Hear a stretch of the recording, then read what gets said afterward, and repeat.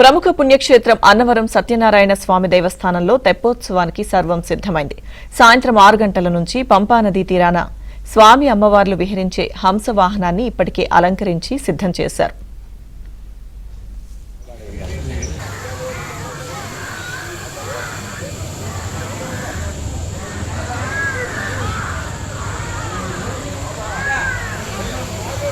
గంటల నుంచి పంపానదీ తీరాన స్వామి అమ్మవార్లు విహరించే హంస వాహనాన్ని ఇప్పటికే అలంకరించి సిద్దం చేశారు.